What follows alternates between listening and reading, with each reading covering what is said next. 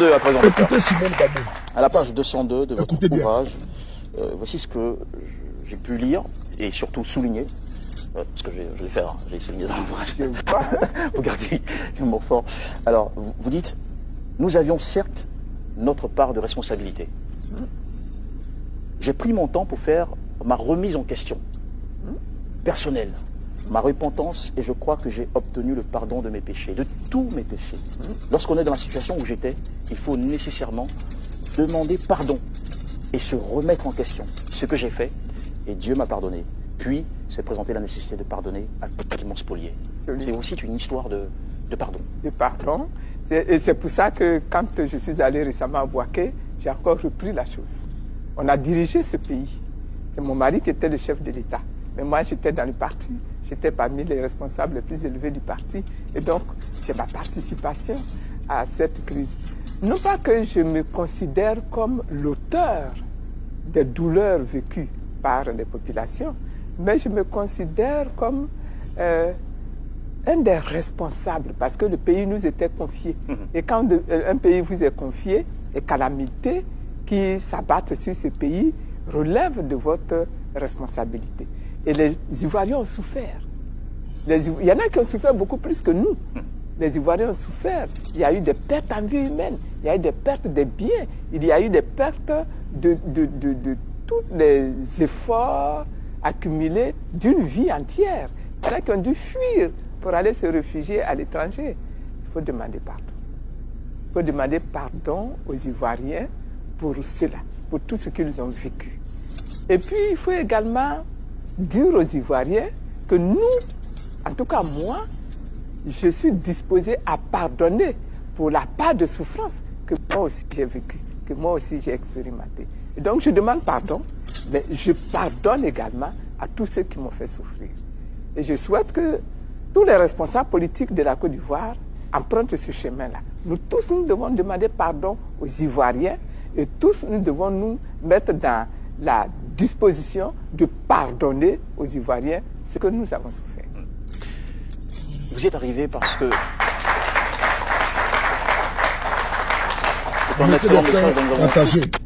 Le message est très vous y êtes fort. arrivé parce qu'il y a eu processus divin. C'est-à-dire que ce n'est pas quelque chose de très naturel de spontanément pardonner quand on est passé par tous ces dommages dont vous avez parlé. Alors, comment vous y êtes arrivé? Peut-être de manière, on va dire, en toute synthèse. Parce que l'ouvrage en parle, il y a un processus qui est un cheminement divin. Voilà. Disons que j'ai subi l'interpellation de Dieu.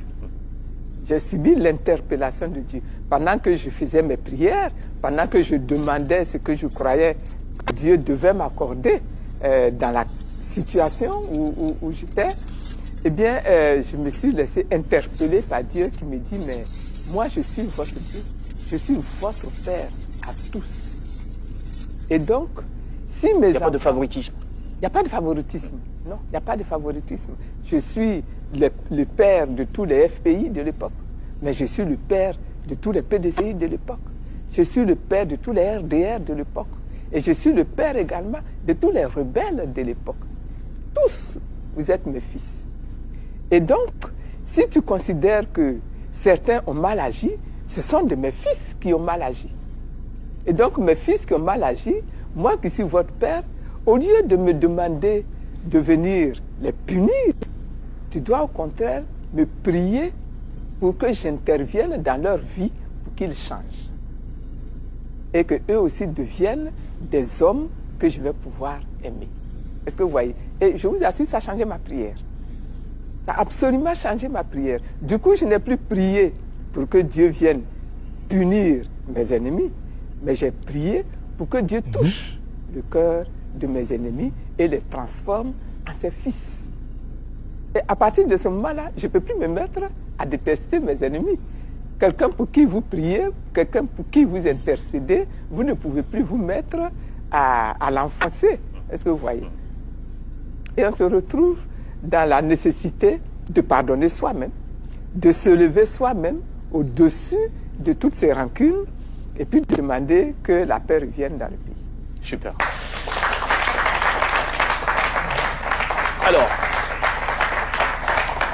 vous avez fait un point sur les pertes que vous avez subies aussi pendant cette crise, il y a un aspect de ces pertes qui m'a interpellé. On va en faire la lecture, je pense, en page 199. 199. Alors vous dites, bon, je pars de 198, mais je vais lire juste les extraits. Donc 198, les biens matériels, j'ai perdu personnellement. Donc il y a les biens matériels, d'une part. Ensuite, page 199, j'ai beaucoup perdu. Pendant 7 ans, j'ai perdu la liberté de tout. J'ai perdu l'harmonie de ma vie familiale, l'équilibre de mon foyer. J'ai beaucoup perdu. Il y a un point que vous soulignez, c'est ma crédibilité de leader. Je lis, ils sont nombreux les hommes et les femmes qui, aujourd'hui encore, sont convaincus que nous méritons ce qui nous est arrivé. Notre régime était incompétent, voire immature. Ils trouvent que nous n'étions pas à notre place. Ils disent que Dieu nous a punis de notre imposture. Et vous poursuivez en page 201, est-ce que nous pourrions un jour récupérer ce que nous avons perdu? Bon, j'ajoute que vous avez pris le soin de rendre un hommage à tous ces Ivoiriens qui ont énormément perdu dans la crise, à la page 200, et de poursuivre les biens matériels, peut-être. Est-ce que nous, bon, je répète, est-ce que nous pourrions un jour récupérer ce que nous avons perdu? Les biens matériels, peut-être. Mais en tant que personnes humaines, notre personnalité, notre crédibilité, notre réputation, j'en suis moins sûr. C'est forcé, parce que ce sont des sentiments qui restent gravés dans l'esprit de ceux qui ont lu, de ceux qui ont écouté, de ceux qui ont entendu, de ceux qui ont vécu. Et vous ne pourrez jamais aller les rejoindre un à un, les uns après les autres pour parler avec eux. Il y en a avec qui j'ai pu parler et pour qui j'ai pu, en tout cas, poser des actes de réparation pour eux-mêmes. Mais ça ne peut pas se faire pour tout le monde. Il y en a qui vont mourir avec ce sentiment et c'est dommage. D'accord. Alors, autre chose frappante quand on lit cet ouvrage, c'est que vous avez le courage d'aborder les difficultés avec, en tout cas, une grande pudeur, les difficultés de votre vie de couple. Vous les abordez aussi dans cet ouvrage. Un petit peu. Un tout petit peu, oui, j'ai remarqué. Pages 213 et 216, voilà, je lis très rapidement, en page 213 et 216, vous dites,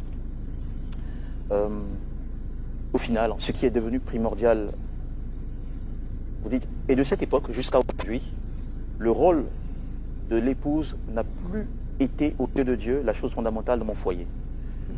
Ce qui est devenu primordial à ses yeux, c'est mon rôle d'intercesseuse.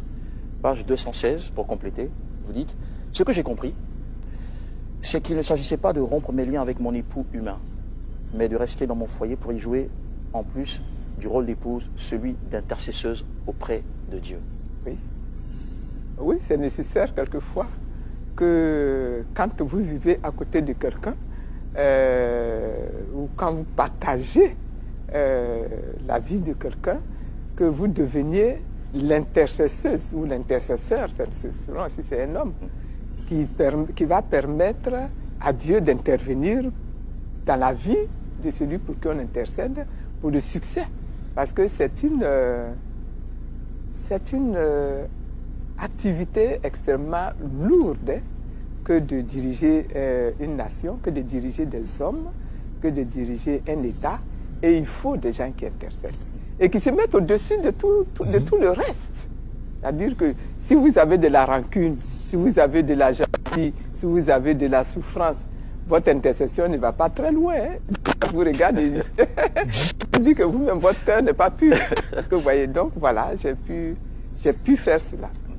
Et vous restez toujours une intercesseuse pour votre époux? Toujours. Toujours.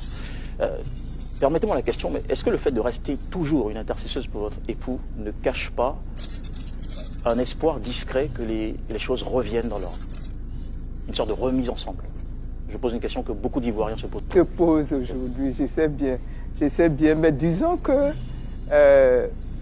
mon objectif, ce n'est pas ça. Mon objectif, ce n'est pas qu'on se remette ensemble, pourquoi, que le foyer se réconcilie, etc. Votre ouvrage prouve que vous l'aimez énormément. Vous dites... Ça, c'est disons, l'objectif humain, ça. Ça, c'est l'objectif humain. Ce qu'il faut regarder, c'est l'objectif divin. Qu'est-ce que Dieu veut pour sa nation? Comment Dieu utilise celui-ci ou celui-là pour le bon devenir de sa nation? Moi, c'est dedans que je suis inscrite. Alors, pourtant, moi, j'ai lu, je sais pas, j'ai eu ce sentiment, enfin peut-être le sentiment que vous n'osez pas le dire, mais en lisant par exemple en page 42 de votre ouvrage, vous dites « En ce qui concerne les aspects négatifs de cette période de ma vie, je dois relever que j'ai beaucoup perdu dans l'aventure. J'ai par exemple perdu mon écrivain préféré, le président Gbagbo. » Oui. Et vous dites que le président Gbagbo a une belle plume. Et ce n'est pas tout. Vous continuez, vous dites « J'ai perdu également mon ami. » Oui. Gbagbo Laurent était avant tout mon ami. Oui. Quand on aime comme ça une telle personne, on n'a pas envie de se remettre ensemble? Se remettre ensemble, ce n'est plus la priorité? Ce n'est pas ça la priorité. La priorité, c'est que le destin que Dieu lui a façonné, le destin que Dieu m'a façonné pour la Côte d'Ivoire, que ce destin-là se réalise. C'est tout. C'est finalement ça le plus important. Oui, c'est ça le plus important. D'accord. J'ai posé la question que... Il faut aller à l'essentiel. Elle est partie à l'essentiel. J'ai perdu tout. J'ai perdu mon ami. J'ai perdu mon camarade. J'ai perdu mon écrivain préféré. Parce que Gbagbo Laurent, mon ami, avait une belle plume. Frères et sœurs, on va laisser ce côté d'abord. Quand vous écoutez Simone Aigbe Gbagbo aujourd'hui, son discours et son message est profond et puissant. Son message est profond, il est puissant. Elle dit ceci: la remise en cause. En étant au pouvoir, nous avons notre part de responsabilité dans ce qui est arrivé. Deux sont partis en exil. J'ai subi des torts, mais j'ai aussi fait en sorte que des personnes ont eu des torts dans leur vie. Elle se remet en cause et puis elle interpelle les politiques ivoiriens de se surpasser, de se dépasser et de demander pardon aux Ivoiriens. Quelle grandeur! Je dis bien, quelle grandeur! Quelle grandeur, parce que le fait de venir et publiquement à plusieurs reprises interpeller les politiques ivoiriens, c'est salutaire. Ça me fait rappeler un opposant politique, aujourd'hui en exil, persécuté par le régime de M. Ouattara, Guillaume Kubatori Soro, président de l'Assemblée nationale de Côte d'Ivoire, membre du parti au pouvoir, à l'époque, le RHDP. Guillaume Soro, du haut du perchoir, avait lancé un message de réconciliation. Il dit qu'il demande pardon pour ce qu'il a pu faire aux Ivoiriens.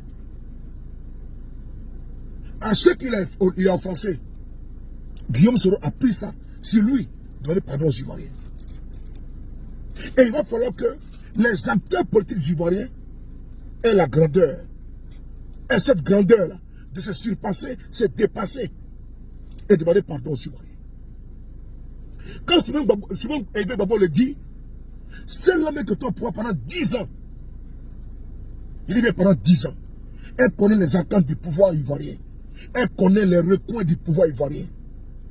Aujourd'hui, elle interpelle tout le monde. Et également les militants. Parce que le pardon, c'est l'âme des forts. Le pardon, ce n'est pas l'âme des faibles, c'est l'âme des forts. Simone Gbagbo a subi toutes les humiliations. La prison. Elle était enfermée là-bas, elle était enfermée à l'école de gendarmerie pendant combien d'années? Elle sort de prison. Elle dit, moi j'ai pardonné. Elle pardonne à ses bourreaux. Elle pardonne pour les offenses. Elle pardonne pour ce qu'elle a subi. Quelle hauteur, quelle grandeur. Elle qui a été première dame de Côte d'Ivoire. Et on a vu son arrestation. Au départ, comme elle dit, elle ne voulait pas pardonner. Mais Dieu a touché son cœur pour lui, il faut pardonner. Voilà pourquoi on dit, il faut faire la réconciliation sincère en Côte d'Ivoire. Je dis bien sincère. Une sommité politique du rang de Simone Aigbe Gbagbo. Femme combattante, intrépide, courageuse. Dans les années de braise, dans l'opposition, elle a connu la prison, elle a tout connu. C'est Simone Gbagbo aujourd'hui, toujours, vent debout, qui demande aux gens, aux Ivoiriens, de désarmer, n'est-ce pas, le cœur.